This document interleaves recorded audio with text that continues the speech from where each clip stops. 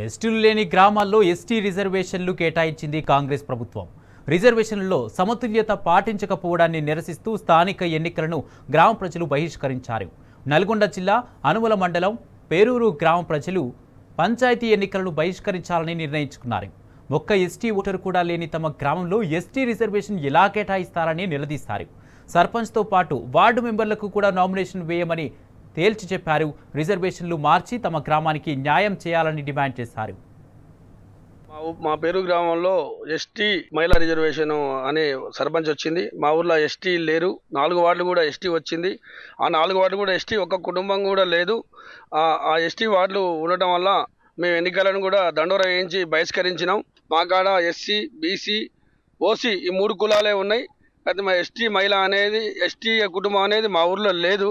మేము ఎన్నికలు మాకు తొందరగా మాకు ఆర్డీఓ గారు కానీ, కలెక్టర్ గారు కానీ, ఎంపీడీఓ గారు కానీ, ఎంఆర్ఓ గారు కానీ చొరవ తీసుకొని మాకు త్వరలో ఎలక్షన్ నిర్వహించాలని మేము మా గ్రామ ప్రజలందరం కోరుచున్నాం. ఇక్కడ ఎలక్షన్ బహిష్కరించడం, మాకు ఎస్టీ ఓటు లేకున్నా కానీ ఇక్కడ ST vote 4 ward ST, 4 BC అయినాయి. ఇక్కడ ఒక కుటుంబం కూడా ఎస్టీ వాళ్ళు లేరు. ఇక్కడ అయినా కానీ గవర్నమెంట్ 2 సార్లు స్పందించట్లే మాకు ఇక్కడ ఎస్టీ రిజర్వ్ అయింది. ఎస్టీ లేకుండా మహిళ లేకుండా ఎస్టీ వచ్చింది. పేరూరు గ్రామ పంచాయతీ. నా పేరు భైరవైన యాదగిరి.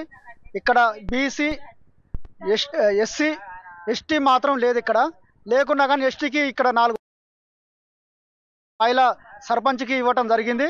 ఈ అధికారుల నిర్లక్ష్యంతో ఇలాంటిది తప్పుడు పనులు జరగటం వల్ల ఇక్కడ ఇవాళ మేము ఓట్లు వేయలేక మా ఓట్లు బహిష్కరించుకోవటం